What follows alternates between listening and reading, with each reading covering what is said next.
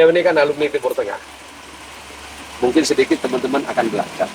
Seperti apa sih kehidupan keberagamaan yang berada di Syarqul Awsat, yang ada di Timur Tengah, yang paling dekat dengan tempat lahirnya Islam itu sendiri. Yang ini alumni Universitas Syekh Kutaro ya. Ya. Di Damaskus ya? Ya, Di Damaskus. Gini lah Gus. Kalau bicara soal apa ya, intelektualitas keislaman itu Suriah salah satunya, selain Masr.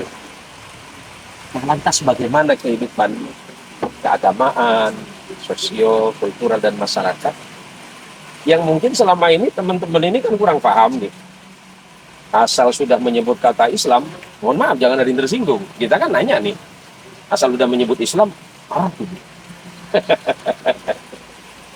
Iya memang nggak bisa dipaling dari kata itu bahwa Islam lahir di tanah Arab, Rasulullah SAW berbangsa Arab, dan kemudian Al-Quran diturunkan dalam bahasa Arab, kita ibadah berbahasa Arab, dan kemudian kiblat kita ada di tanah Arab, tepatnya di kota Makkah. Tetapi kadang-kadang entah karena tidak paham atau karena faktor-faktor tertentu, hingga kalau menjadi Muslim itu ya harus Arab. Ya, itu kekeliruan sebetulnya. Seperti itu. Berarti seakan-akan saya Muslim Indonesia yang pakai sarung nih agak kurang soh. Ya. Ini kadang mohon maaf Bos. Karena tidak sedikit sebagian dari teman-teman kita ini berpikirnya ke sana. Ya. Hingga kemudian ada isu-isu yang muncul di sana kemudian dibawa ke sini. Ya. Dan itu yang saya perhatikan dalam beberapa puluh tahun terakhir ini. Isu-isu yang berkembang, kejadian-kejadian di sana, kemudian ini menjadi sebuah isu yang sangat garing untuk dijajakan di sini. Nah, kira-kira ini gimana nih Gus? Hingga kemudian masyarakat Muslim itu tidak terjebak kepada satu pemikiran bahwa, oh, Islam itu begini loh. Islam itu harus terikat dengan ini loh. Ya, Ya. sebetulnya membatasi Iya. Islam hanya Arab itu sebetulnya satu kekeliruan. Baik. Dan bahkan bertentangan dengan semangat Islam itu sendiri. Bukan hanya semangat ya, tetapi bertentangan dengan relevansi Islam itu sendiri. Relevansi Islam itu sendiri. Karena Islam itu kan relevan sepanjang zaman sampai hari kiamat, Iya. dan untuk seluruh kawasan, untuk semua tempat. Baik. Sholihun likulli zamanin wa makan, dalam bahasa Arab. Baik. Untuk semua tempat. Jadi ketika Islam hanya diidentikan dengan atau diharuskan berbau Arab, itu sebetulnya justru mengkerdilkan Islam itu sendiri. Ya. Baik. Karena Islam itu kan sebetulnya agama yang internasional, Baik. agama yang harus bisa menjadi milik semua umat manusia, bahkan untuk seluruh alam. Salah satu contoh misalnya adalah ketika, bahkan begini sebetulnya, betul bahwa Al-Quran itu diturunkan dalam bahasa Arab, tapi Al-Quran itu mengandung bahasa-bahasa yang lain. Betul. Di luar bahasa Arab. Di luar bahasa Arab itu sendiri kan. Tujuannya adalah untuk mengakomodir bahasa-bahasa lain di dalam Al-Quran. Beberapa kali ayat Al-Quran turun, sahabat itu bingung memaknai beberapa kosakata karena Betul. itu kosakata yang tidak dikenal oleh bangsa Arab pada saat itu. Kemudian Nabi sendiri di masa itu, Nabi sudah mengajarkan sahabat untuk mempelajari budaya dan bahasa asing.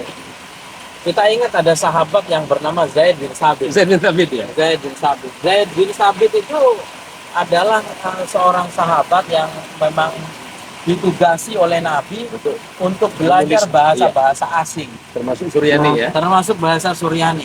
Karena di kalangan sahabat ini sebetulnya Nabi punya sekretaris yang lengkap untuk bahasa-bahasa asing ya.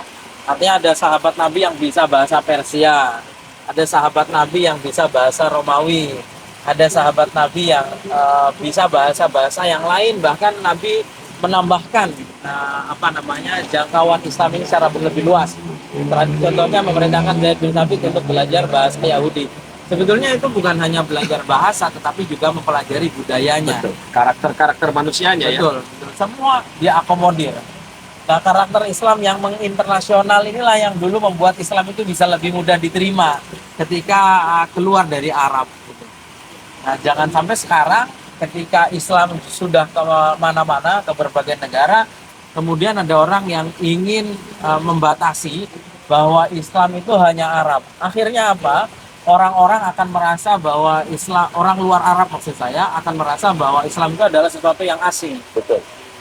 Itu kenapa dulu para wali songo misalnya ketika berdakwah ke Indonesia, mereka sebisa mungkin mendekatkan Islam dengan kultur masyarakat setempat. Misalnya Sunan Kudus membangun masjid dengan bangunan yang seperti pura, Betul. gitu misalnya. Itu tidak lain untuk mendekatkan Islam dengan kultur masyarakat Kultur setempat. masyarakat setempat, Atau ya. kita punya beberapa intelektual yang kontemporer seperti Gus Dur Baik. dengan idenya peribumisasi Islam. Karena itu tadi, agar supaya setiap Islam berinteraksi dengan suku budaya, semua orang akan merasa bahwa ini adalah agama yang cocok untuk kita, untuk saya, untuk kami. Gitu. Ketika Islam hanya diidentikan dengan Arab, orang akan mengatakan bahwa oh ini sesuatu yang asing yang harus kita tolak. Kita bukan orang Arab. Iya, betul, betul. Jadi mari kita, Islam ini kan universal. Islam ini kan agama global. Betul. Agama yang relevan untuk setiap zaman dan setiap tempat. Jadi jangan dikecilkan hanya ke dalam skup yang kecil, yaitu skup Arab saja.